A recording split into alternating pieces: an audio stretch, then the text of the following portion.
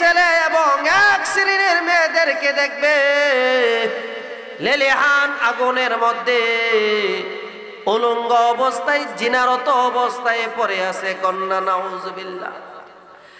জিবরাইল এই সমস্ত লোককে যারা এমন অবস্থায় আগুনের মধ্যে অজিনা অবস্থায় পড়ে আছে, ওগো নবীজি, তারা হলো ওই সমস্ত নারী এবং পুরুষ যারা নিজের যৌন চাহিদা মেটানোর জন্য স্বামী তার স্ত্রী তার স্বামীর সাথে নয় পরকীয়া লিপ্ত হয়ে গেছিল, অথবা বিবর আগে তারা জিনার মধ্যে লিপ্ত হয়ে গেছিল। মহান আল্লাহ তাদেরকে কিয়ামত পর্যন্ত সে শাস্তি ভোগ দিতে থাকবে। এই জন্য সাবধান, জিনা করা যাবে না। জিনা সবচেয়ে বড় গুনাহ।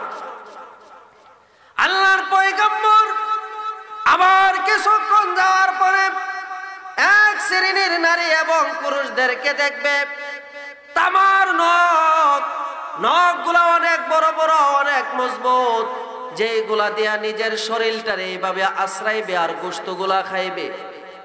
আল্লাহর পয়গম্বর ডাক দেয়া বলে, জিবরাইল রে, এই লোকগুলাকে তাদের এই অবস্থা কেন? ওগো নবীজি, যারা দুনিয়ার মধ্যে একে অপরের গীবত করত। রে মা বোনেরা, আজকে দেখা যায় একজন, দুইজন, তিনজন মহিলা একত্রিত হয়ে গেলে এলাকার এক পাশ থেকে নিয়ে আরেক পাশ পর্যন্ত যত ধরনের গীবত আছে সবগুলার মধ্যে লিপ্ত হয়ে যায়। আমরা পুরুষরা কিন্তু এত ভালো নয়। সাউস্টলের মধ্যে বসলে দেখা যাবে বাংলাদেশের তৃতীয় একটা সংসদ কায়েম হয়ে গেছে। একে অপরের সাথে যত গীবত আছে, এই গীবত গুলো করার কারণে আরেকটা অভ্যাস আমাদের মধ্যে আছে।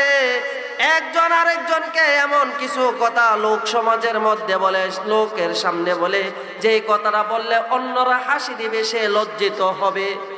এমন কাজ যারা করবে, আল্লাহর পয়গম্বর বলে, তাদেরকে আমি জাহান্নামের মধ্যে দেখছি নিজের গোশতগুলা নিজে নিজে চেরে চেরে খাইতেছে। একদিন দুদিন নয়, কিয়ামত পর্যন্ত তারা সেইভাবে নিজের গোশত আহার করতে থাকবে।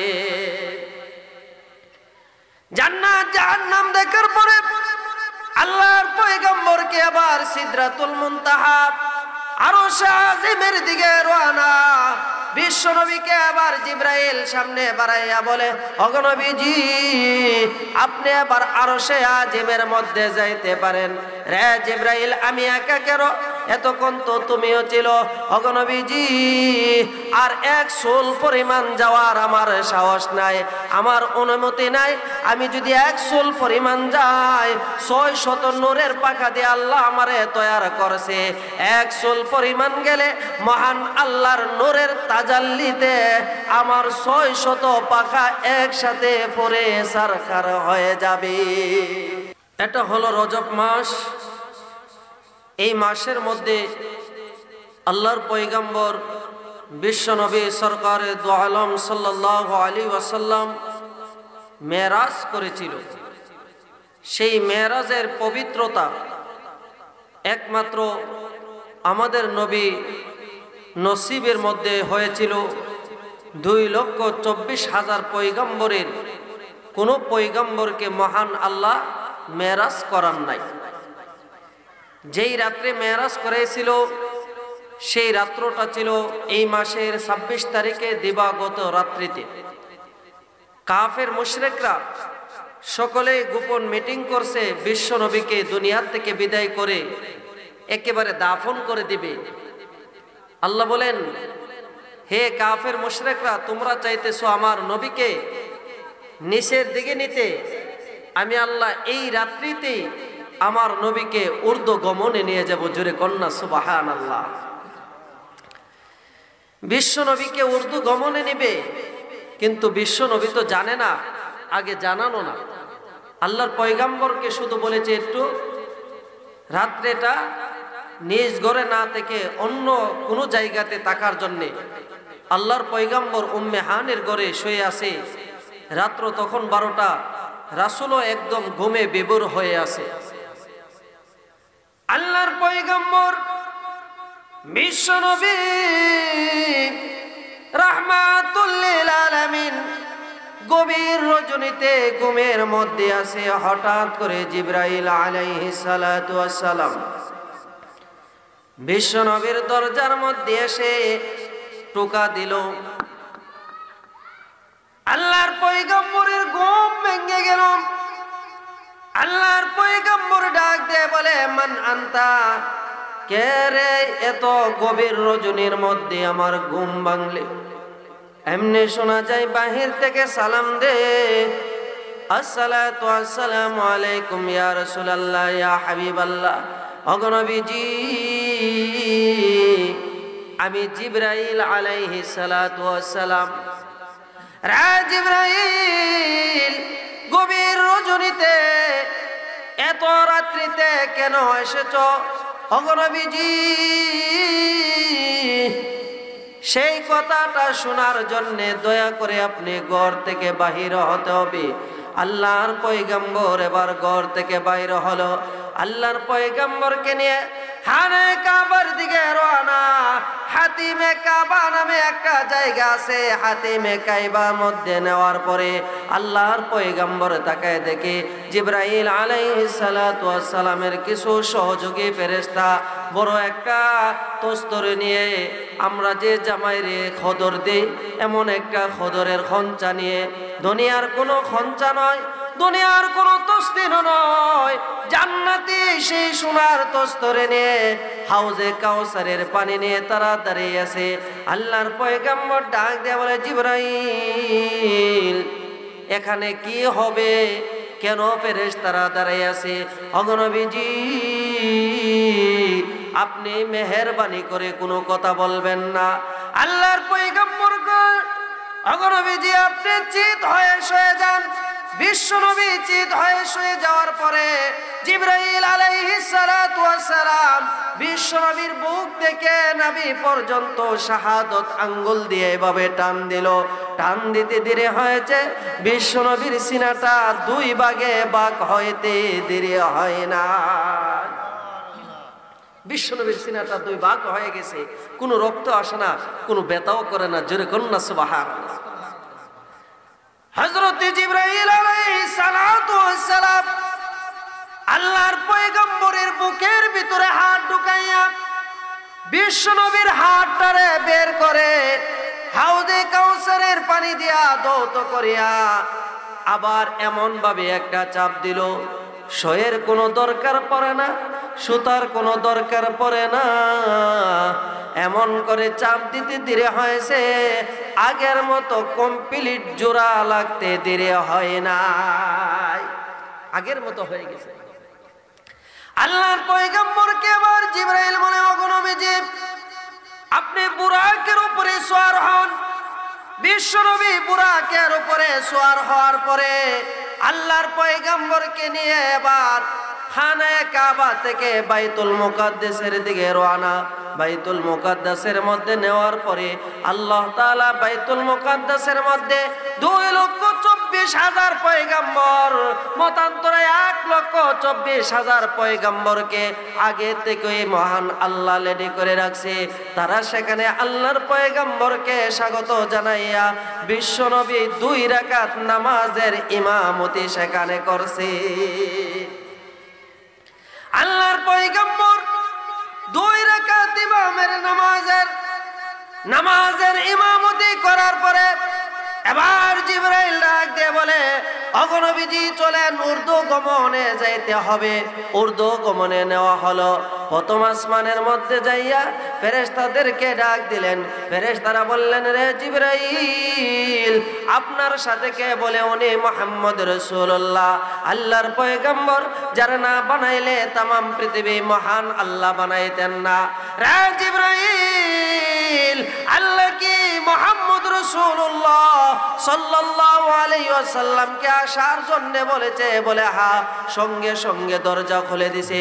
দরজা খুলে দেওয়ার পরে আল্লাহর পয়গম্বর সর্বপ্রথম হযরতে আদম আলাইহিস সালাতু ওয়াস সালামের সাথে সাক্ষাৎ। দ্বিতীয় আসমানের মধ্যে যাওয়ার পরে হযরতে ইয়াহইয়া এবং ইউসুফ আলাইহিস সালাতু ওয়াস সালামের সাথে সাক্ষাৎ, ইউনূস আলাইহিস সালাতু ওয়াস সালামের সাথে সাক্ষাৎ, এইভাবে হযরত ঈসা আলাইহিস সালাতু ওয়াস সালামের সাথে সাক্ষাৎ। এক এক করে আসমানের মধ্যে যা এক একজন পয়গম্বরের সাথে সাক্ষাৎ। মূসা আলাইহিস সালাতু ওয়াস সালামের সাথে সাক্ষাৎ, ইব্রাহিম আলাইহিস সালাতু ওয়াস সালামের সাথে সাক্ষাৎ, মূসা কালিমুল্লাহর সাথে সাক্ষাৎ। এক এক করে 7 আসমান পাড়ি দেওয়ার পরে আল্লাহর পয়গম্বরকে আবার নেওয়া হলো জান্নাতের ভিতরে। আল্লাহর পয়গম্বর জান্নাতের ভিতরে যাওয়ার পরে এত সুন্দর জান্নাত, এত সুন্দর জান্নাত, যা দুনিয়ার মধ্যে যদি তামাম দুনিয়াকে বিক্রি করা হয় জান্নাতের 1 বিঘা জায়গা কেনার মতো হবে না। আল্লাহর পয়গম্বর জান্নাতগুলো দেখতেছে, হঠাৎ করে তাকাইয়ে দেখে একটা জান্নাত অনেক সুন্দর। জিবরাইল, এই জান্নাতটা কার জন্যে? অগনবীজি, সেই জান্নাতটা একজন কুরাইশের জন্যে। বলে আনা কুরাইশে, আমিও তো একজন কুরাইশি। ওরে জিবরাইল, আমি তো একজন কুরাইশি। অগনবীজি একজন যুবকের জন্যে। আনা শাবাব, আমি একজন যুবক। আল্লাহর পয়গম্বরকে আবার ডাক দিয়ে বলে, জিবরাইল ডাক দিয়ে বলে, অগনবীজি সেই জান্নাতটি মহান আল্লাহ আপনার সাহাবে হযরতে ওমরের জন্য বানাইছে। এবার চিন্তা করে দেখেন, ওমরের জন্য যে জান্নাতটা বানাইছে সেই জান্নাতটা যদি এত সুন্দর হয় তাহলে বিশ্বনবীর জান্নাতটা কত সুন্দর হবে। এবার জান্নাত দেখার পরে বিশ্বনবীকে নেওয়া হলো জাহান্নামের মধ্যে। জাহান্নামের মধ্যে যাওয়ার পরে আল্লাহর পয়গম্বর তাকাইয়া দেখে বিশাল একটা সাগর। এটা আমাদের তিতাস নদী নয়, আটলান্টিক সাগরের মতো বিশাল বড় সাগর, যার কোনো কুল কিনারা নাই। দুনিয়ার সাগরগুলায় পানি দ্বারা রচিত, জাহান্নামের সাগরটা সেদিন থাকবে রক্ত দ্বারা রচিত, রক্তের রঞ্জিত হয়ে আছে। বিশ্বনবী তাকায় দেখে কিছু মানুষ সেই সাগরের মধ্যে খাবো খাইতেছে। ফুটকা মাছের নেই পেট, বড় বিশাল বড় আকৃতি, বড় বড় ডুলের মতো, ভিতরে সাপ এইভাবে চুবুল খাইতেছে। আল্লাহর পয়গম্বর তাকাইয়া দেখে মানুষগুলা সাঁতার কাটতে কাটতে কিনারার মধ্যে আসে। কিনারার মধ্যে আসতে দেরি হয়, ফেরেশতারা পাথর দিয়া মাথার মধ্যে আঘাত করতে দেরি হয় না। ফেরেশতাদের আঘাতে মাথাটা ভেঙ্গে চুরমার হয়ে যায়। জিবরাইল এই সমস্ত লোককে, যাদের এই অবস্থা, জিবরাইল আলাইহিস সালাতু ওয়াস সালাম ডাক দেয়া বলে, অগনবীজি এই সমস্ত লোক আর কেউ নয়, আপনি দুনিয়াতে আসার পরে আপনার কিছু উম্মত যারা ছিল টাকা বাড়ানোর জন্য সুদের ব্যবসা করত। এখন হলো পুরুষরা শুধু সুদের ব্যবসা করে তা নয়, মহিলারও সুদের মধ্যে লিপ্ত হয়ে গেছে। কথা ঠিক কিনা বলেন? সুদের ব্যবসা যারা করত তাদেরকে মহান আল্লাহ কিয়ামত পর্যন্ত এই শাস্তির মধ্যে, ভোগান্তির মধ্যে রাখবে। মহান আল্লাহ এই দৃশ্যটা দেখার পরে আল্লাহর পয়গম্বর চোখের পানি ছেড়ে দিয়ে সামনের দিকে আগাইল। সামনের দিকে আগানোর পরে এমনি তাকাইয়া দেখে একদল নারী, যাদের বুকগুলা সাপে চুবল চুবল দিয়া খাইতেছে। কন্যা নাউজুবিল্লাহ, সাপে ধ্বংসন করতেছে। জিবরাইল এই নারীগুলাকে, যাদের বুকগুলা সাপে চুবুল খাইতেছে, সাপে দংশন করতেছে, অগনবীজি আখিরি জামানার মধ্যে এমন কিছু মহিলা হবে যারা মডার্ন, এত মডার্ন হবে, এত নিজেকে আদর আর যত্ন করবে, নিজের দেহ আর শরীরের প্রতি এত যত্নবান হবে, যার কারণে নিজের সন্তানকেও দুধ পান করাবে না। নাউজুবিল্লাহ। রামা বোনেরা, আগেকার যুগের মধ্যে মহিলাদের মধ্যে এমন কোনো ছিল না বর্তমান কিছু মেয়েদের মধ্যে এমন দেখা যায় যারা নিজের শরীর নষ্ট হয়ে যাবে বলে নিজের সন্তানকে বুকের দুধ পান করায় না, বাচ্চা জন্ম হতে দেরি হয়, ফিটার দরাইয়া দিতে দেরি হয় না, কথা ঠিক কিনা বলেন? নিজের শরীর নষ্ট হবে বলে ও মা তুমি নিজের শরীরের প্রতি এত যত্ন নিলা, সন্তানের দিকে তাকাও না, এই সন্তান কোনোদিন তোমাকে ভালোবাসবে না। তোমার বুকের দুধ যদি সন্তান না হয় তাহলে তুমি কিসের মা হলা? একটা আম গাছ, আমের বড়ার ভিতরে যে সারটা থাকে, যে ভিতরের যে অংশটা থাকে দেখবেন এটা ফাইটা এই ভিতরের অংশটা থেকে একটা গাছ হয়। একটা আমের গাছ এমনিতে হয় না, এই বড়াটা তার জীবন বিসর্জন দেওয়ার পর একটা গাছ হয়, তখন অনেকগুলা আম আসে, তখন সেই যে বড়াটা ছিল সে সার্থক, যে আমার জীবন নষ্ট হলেও, আমার জীবন শেষ হলেও আমি একটা গাছ দিতে পারছি, আর এই গাছের মধ্যে হাজার হাজার আম ধরছে, কথা ঠিক কিনা বলে? কিন্তু তুমি কেমন মা? এমন স্বার্থপর মাকে সন্তানও সেদিন ভালোবাসবে না। আল্লাহর পয়গম্বর আবার কিছুক্ষণ যাওয়ার পরে এক শ্রেণীর ছেলে এবং এক শ্রেণীর মেয়েদেরকে দেখবে লেলিহান আগুনের মধ্যে উলঙ্গ অবস্থায় জিনারত অবস্থায় পড়ে আছে। কন্যা নাউজুবিল্লাহ। জিবরাইল এই সমস্ত লোককে যারা এমন অবস্থায় আগুনের মধ্যে অজিনা অবস্থায় পড়ে আছে, ওগো নবীজি তারা হলো ওই সমস্ত নারী এবং পুরুষ যারা নিজের যৌন চাহিদা মেটানোর জন্য স্বামী তার স্ত্রী, স্ত্রী তার স্বামীর সাথে নয় পরকীয়া লিপ্ত হয়ে গেছিল, অথবা বিবর আগরে আগে তারা জিনার মধ্যে লিপ্ত হয়ে গেছিল। মহান আল্লাহ তাদেরকে কিয়ামত পর্যন্ত সে শাস্তি ভোগ দিতে থাকবে। এই জন্য সাবধান, জিনা করা যাবে না, জিনা সবচেয়ে বড় গুনাহ। আল্লাহর পয়গম্বর আবার কিছুক্ষণ যাওয়ার পরে এক শ্রেণীর নারী এবং পুরুষদেরকে দেখবে তামার নখগুলা অনেক বড় বড়, অনেক মজবুত, যেগুলা দিয়া নিজের শরীরটারে এইভাবে আশ্রাইবে আর গোশতগুলা খাইবে। আল্লাহর পয়গম্বর ডাক দেয়া বলে, জিবরাইল রে, এই লোকগুলাকে তাদের এই অবস্থা কেন? ওগো নবীজি যারা দুনিয়ার মধ্যে একে অপরের গীবত করত।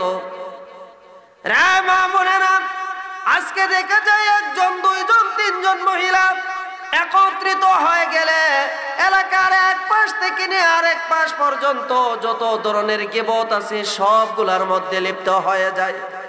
আমরা পুরুষরা কিন্তু এত ভালো নয়।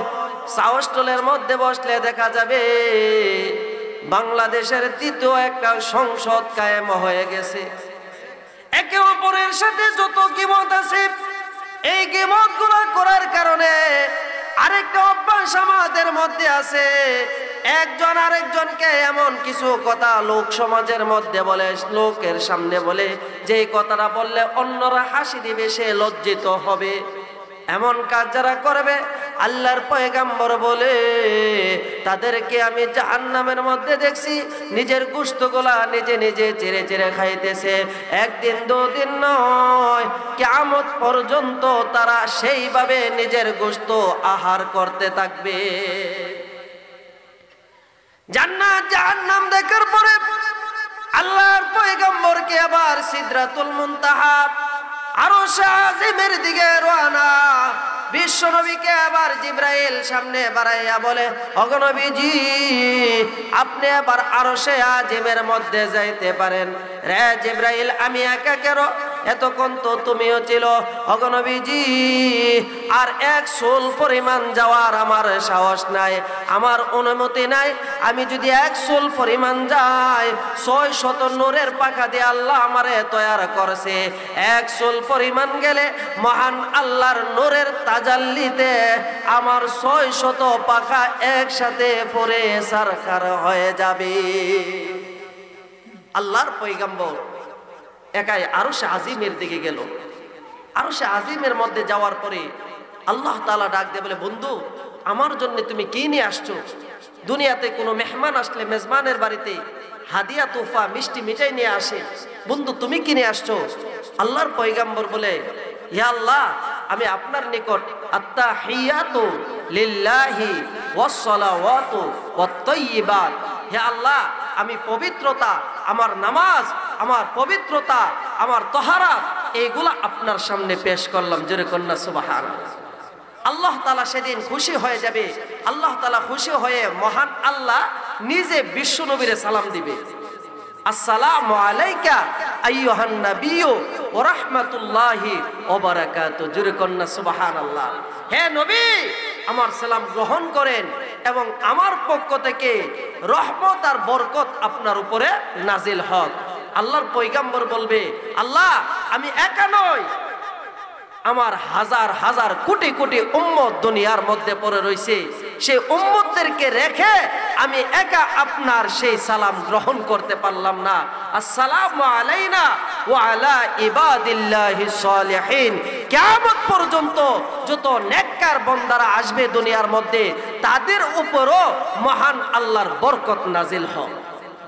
একটু চিন্তা করেন, যেই নবী হাসরের মাঠে যে কাঁদবে ইয়া উম্মতি, সমস্ত নবীরা কাঁদবে ইয়া নাফসি, আর আমার আপনার নবী কাঁদবে ইয়া উম্মতি। আরশে আজিমে গেছে, আরশে আজিমে যাওয়ার পরও নবী কান্দে উম্মতের জন্য, একা সালাম গ্রহণ করে নাই। বরকত আর ফজিলত সেটাও উম্মতের ভাগীদার বানাইছে। তাহলে কত দরদ নবী আমাদের ছিলেন। আল্লাহর সাথে বেশ কথাবার্তা হওয়ার পরে এবার চলে আসবে দুনিয়ার মধ্যে। চলে আসার সময় আল্লাহর পক্ষ থেকে 50 ওয়াক্ত নামাজ হাদিয়া দিয়েছে। কত ওয়াক্ত? আল্লাহর রাসূল তো খুশিতে চলে আসতেছে, ফতের মধ্যে জিব্রাইল বেড়া দেয়া দাঁড়ায় আছে, হযরতে মূসা পয়গম্বর দাঁড়িয়ে আছে। আল্লাহর পয়গম্বর বলে, মূসা তুমি দাঁড়িয়ে আছো কেন? অগণবিজি দুইটা কারণে দাঁড়াইছি। জোরে কন্যা সুবহানাল্লাহ। অগণবিজি এক নম্বর কারণ হইল, মহান আল্লাহর সাথে আমার বড় প্রেম ছিল, ভালোবাসা ছিল। আমাকে মহান আল্লাহ এর জন্য মূসা কালিমুল্লাহ বলে টাইটেল দিয়েছে। মহান আল্লাহর সাথে আমি তুর পাহাড়ের মধ্যে কথা বলতাম। আল্লাহ যদি বলতো তোমার হাতে কি, আমি শুধু লাঠি বলে উত্তর দিতাম না, বলতাম এটা লাঠি, এটা দিয়া ছাগল বকরির ঘাস কাটে, এটা দিয়া ছাগল বকরির পাতা পারে, কোন সময় এটার মধ্যে টেক লাগাইয়া দাঁড়ায়। আল্লাহ তোমারে জিগাইছি একটা, এত কথা কেন? আল্লাহ তোমার সাথে যখন কথা কই তখন তো আমার অল্প কথায় আমার মন ভরে না। জোরে কন্যা সুবহানাল্লাহ।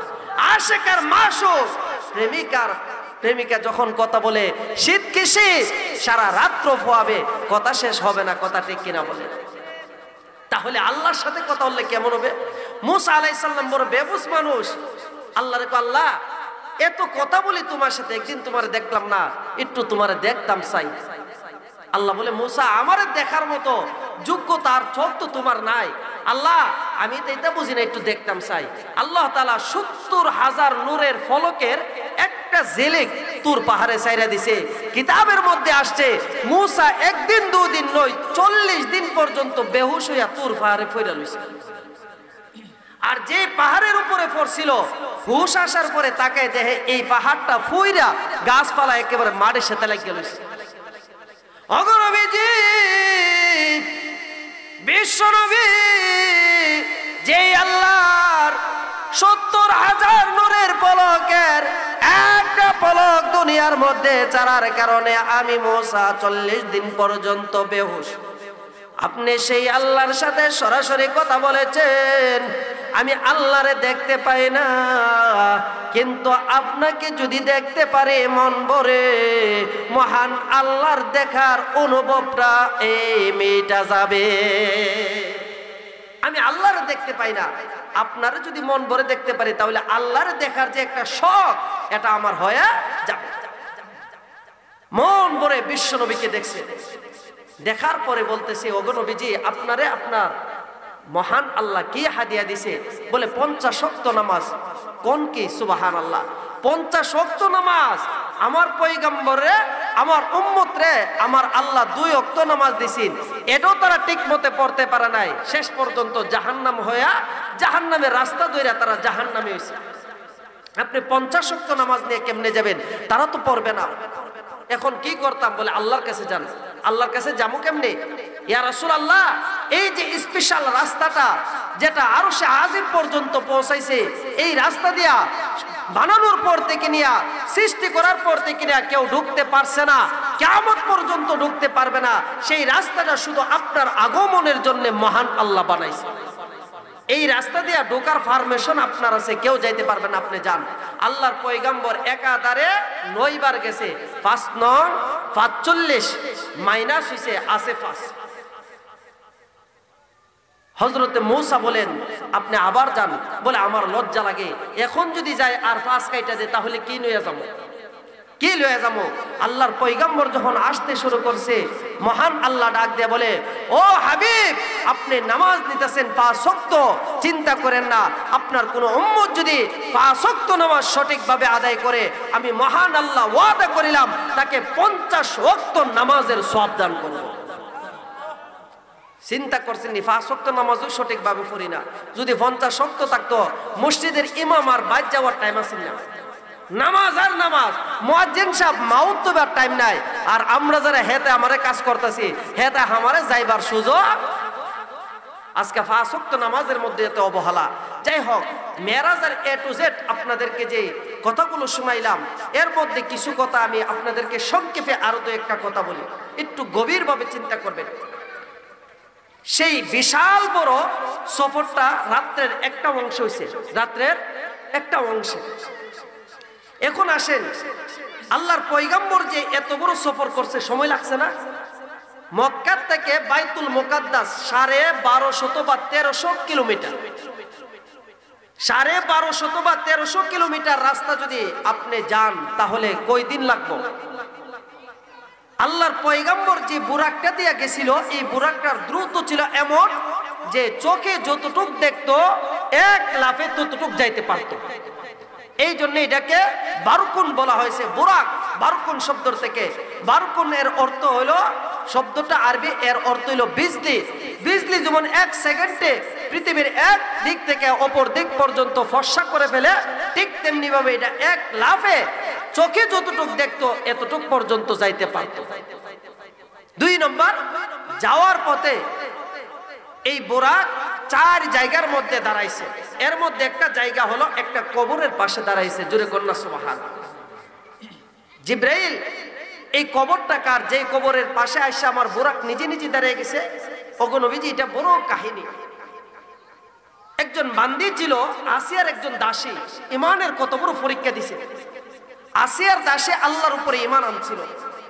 আল্লাহর উপরে ঈমান আনার কারণে ফেরাউন জানার পরে তখন ওই দাসীকে তার 3টা বাচ্চা, একটা বাচ্চা ছিল দুধের, এই দুধের বাচ্চাটা সহ জ্বলন্ত আংরার উপরে তৈল গরম করে তৈলের ভিতরে দিয়া একেবারে বাজা বাজা করে ফেলেছিল ঈমানের কারণে, শুধু ঈমান আনার কারণে।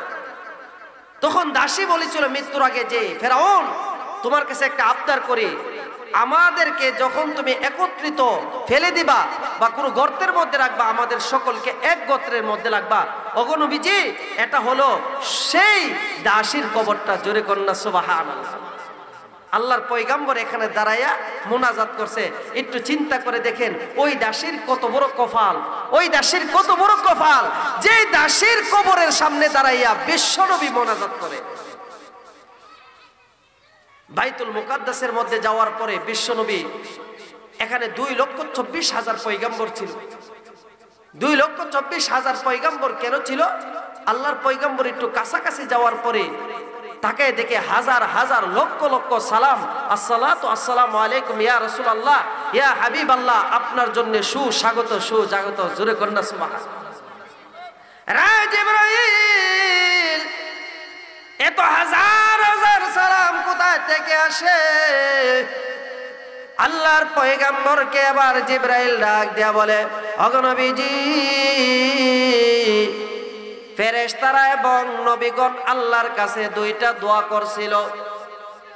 ফেরেশতাদের দোয়াও কবুল হয়েছে, নবীদের দোয়াও কবুল হয়েছে। জিবরাইল কি দোয়া ওগো নবীজি, ফেরেশতারা এবং নবীগণ দোয়া করেছিল আপনাকে যাতে তারা মন ভরে দেখতে পায়। কারণ বিশ্ব নবী এমন একজন লোক যারে দেখলে কেউ যদি নিজ চোখে দেখতে পারে, ঈমান লইয়া মরতে পারে, তার জন্য জাহান্নামের আগুন হারাম হয়ে যায়।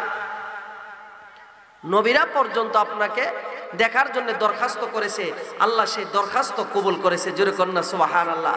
ফেরেশতারা আপনাকে দেখার জন্য দরখাস্ত করেছে, ফেরেশতাদের দরখাস্ত আল্লাহ কবুল করেছে। জোরে কন্যা সুবহানাল্লাহ। তাহলে টাইম লাগছে নি?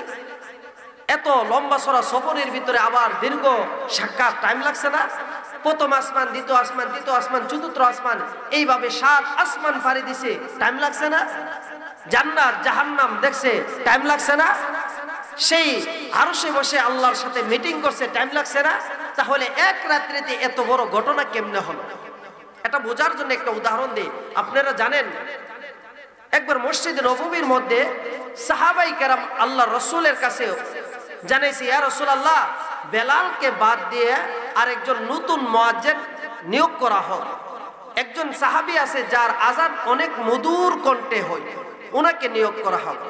আল্লাহর পয়গম্বর ওনাকে নিয়োগ করলো, ফজরের নামাজের আজান দিল। পুরা মদিনার মানুষ মনে মনে খুশি, আজকে একটা সুন্দর আজান হয়েছে। জোরে কন্যা সুবহানাল্লাহ। সুন্দর একটা আজান হয়েছে, সবাই নামাজে আসছে। কিন্তু নামাজে আসলে কি কাম হবে? ফজরের সময় তো আর হয় না, নামাজের টাইম হয় না। আল্লাহর পয়গম্বর হুজরা শরীফ থেকে বাইর হলেন। হুজরা শরীফ থেকে বাইর হওয়ার পরে জিবরাইল আলাইহিস সালাতু ওয়াস সালাম এসে বলে, ওগো নবীজি, আজকে কি ফজরের আজান হয় নাই? আরশ থেকে, আসমান থেকে অভিযোগ, আজকে ফজরের আজান কেন হয় নাই? আকাশের মধ্যে কোনো আওয়াজ শোনা যায় নাই। রে জিবরাইল, আজকে তো আরো সুন্দর কণ্ঠে আজান হয়েছে। ওগো নবীজি, কিয়ামত পর্যন্ত যদি এই কণ্ঠে আজান হয়, রাত্রর জাগাত থাকবে, জিন্দেগিতে রাত্র কোনোদিন ফুয়াবে না। রাসূলুল্লাহ, আপনার সাহাবী হযরতে বেলাল হাবশী যতক্ষণ পর্যন্ত আজান না দিবে, ততক্ষণ পর্যন্ত সেই আজানের আওয়াজ আকাশ পর্যন্ত পৌঁছবে না। মহান আল্লাহ সেদিন আসমান এবং চাঁদ সূর্য প্রত্যেকটা সেক্টরের টাইমকে অফ করে দিয়েছে, স্টপ করে দিয়েছে। সাবধান, বেলালের আজান না হওয়া পর্যন্ত কিন্তু ফজরের টাইম হবে না। বেলাল আজান দিয়েছে, আল্লাহর কি মহিমা, মুহূর্তের মধ্যে ফজরের সময় হয়ে গেছে। ঠিক তেমনি ভাবে আল্লাহর রাসূলকে যে সে মেরাজ করেছিল, মেরাজের বিশাল সময় কাটছে, কিন্তু কেন এক রাত্রির মধ্যে হয়েছে? আল্লাহ বলেছে, সাবধান, রাত্রি কোনোদিন পোয়াবে না। আমার হাবিব এসেছে, আমার সাথে মন ভরে কথা বলবে, প্রাণ হলে কথা বলবে।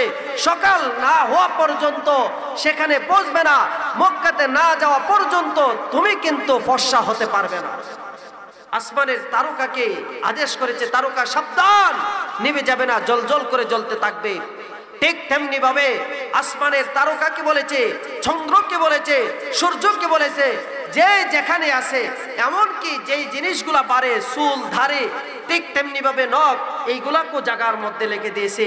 ঠিক তেমনি ভাবে মানুষ যারা ঘুমিয়ে আছে, এই মানুষদের ঘুমের মধ্যে আল্লাহ এমন ঘুম দিয়া দিছে যে আজকের রাত্রিতে ঘুম ভাঙবে না। আল্লাহ কি পারে না? আসহাবে কাফকে আল্লাহ 350 বছর এক ঘুমে কাটাইছিল। আল্লাহ সবগুলাকে অফ রেখে দিছে। মহান আল্লাহ বিশ্বনবীর সাথে, বিশ্বনবী মহান আল্লাহর সাথে মন ভরে সাক্ষাৎ করে দুনিয়ার মধ্যে হানায়ে কাবার মধ্যে এসেছে, তখনই ফজরের টাইম হয়েছে। জোরে কন্যা সুবহানাল্লাহ। আল্লাহ রাসূল নামাজের পরে এবার মেরাজের বর্ণনা দিতেছে। মেরাজের বর্ণনা দেওয়ার পরে আবু জাহেল কো, নাউজুবিল্লাহ, আবু জাহেল কো, এতদিন মনে করছিলাম মোহাম্মদ হাফ পাগল, এখন তো দেখি পুরা পাগল হয়ে গেছে। কন্যা নাউজুবিল্লাহ। কেন? এত বড় সফর, যেটা মক্কা থেকে বাইতুল মুকাদ্দাস 7টা টু 7টা লাগে। এত বড় সফর নাকি এক রাত্রে হয়ে গেছে। আবার আসমান জমিন, 7 আসমান, মেরাজ, তারপরে জান্নাত জাহান্নাম সব নাকি দেখে ফেলছে। আমার তো মনে হয় সেই লোকটা পাগল হয়ে গেছে। আবু বকরকে ডাক দিয়ে বলতেছে, আবু বকর শুনছো তোমার বন্ধু কি ক? বলে কি ক? তোমার বন্ধু ক এক রাত্রিতে নাকি বাইতুল মুকাদ্দাস সহ এবং আসমান, 7 আসমান পাড়ি দিয়ে হ্যাঁ জান্নাত জাহান্নাম সব কিছু দেখে নাকি আবার এই রাত্রির ভিতরেই মক্কার মধ্যে চলে আসছে। হযরতে আবু বকর বলে, এটা কেন? আর চাইতে যদি আরো অল্প সময়ে বিশ্বনবী কোনো কিছু বলে সেটাও তো আমি বিশ্বাস করি। সঙ্গে সঙ্গে উনি বললেন, আমি এটা বিশ্বাস করি, আশহাদু আল্লা ইলাহা ইল্লাল্লাহ ওয়া আশহাদু আন্না মুহাম্মাদুর রাসূলুল্লাহ। আমি এটা বিশ্বাস করি। আল্লাহর পয়গম্বর ডাক দিয়ে বলে, আবু বকর আজকে থেকে তুমি শুধু আবু বকর না, তোমার একটা টাইটেল লাগলো আবু বকর সিদ্দিক। জোরে করুন না সুবহানাল্লাহ। এখন বিভিন্ন ধরনের প্রশ্ন, বিভিন্ন ধরনের পণ্ডিতরা এসে বিশ্বনবীকে প্রশ্ন করে। একজন আয়েশা প্রশ্ন করতেছে, আচ্ছা বলেন তো বাইতুল মুকাদ্দাসের দরজা কয়টা? আচ্ছা এক সফরে এক সময়ের জন্য আপনি কিছুক্ষণ সময় লাগে যদি কোনো একটা মসজিদে নামাজ পড়তে যান, এই মসজিদের দরজা কটা, জ্বালানা কটা, দরজার বাতি কটা, তাক কটা, এগুলা কই গনে? আল্লাহর পয়গম্বরকে আয়েশা বিভিন্ন ধরনের অজুহাত প্রশ্ন করা শুরু করছে। আল্লাহর পয়গম্বর বলল, ঠিক আছে আগামীকাল বলবো, কিন্তু ইনশাল্লাহ বলতে ভুইলা গেছে। আসলে আল্লাহ ভুলাইয়া দিছে। কেন? উম্মতের শিক্ষার জন্য। কিসের শিক্ষার জন্য? উম্মতের শিক্ষার জন্য, যাতে করে উম্মত সেই শিক্ষাটা পায়। এক লোকে মনে করেন সুহিলপুর বাজারের মধ্যে গরু কিনতে যাবে, ইনশাল্লাহর কতটুকু প্রয়োজন দেখেন। আরেকজন জিজ্ঞা, ভাই সাহেব আপনি কই যান? বলে সুহিলপুর বাজারে। কেন? গরু কেনার জন্য। ভাই ইনশাল্লাহ বলেন না, ফগড়ে টাকা আছে, বাজারে গরু আছে, ইনশাল্লাহর দরকার কিতা? এখন বেচারা যাওয়ার পরে দেখা গেল গরু কিনছে, কিন্তু টাকা দিবে, ফগড়ে টাকা নাই। টাকা দেওয়ার জন্য যখন হাত দিছে টাকা নাই। এখন তো ইনশাল্লাহ টাকা নাই। আচ্ছা কোন এখন ইনশাল্লাহ বললে কোনো কাজ হবে? একাধারে 15 দিন চলে গেছে। কাফেররা বিভিন্ন ধরনের তাল বাহানা, কেউ হাতের তালি দেয়, কেউ মাথার মধ্যে থাপা দেয়। এতদিনে মুহাম্মদকে আটকাইছে, কন্যা নাউজুবিল্লাহ।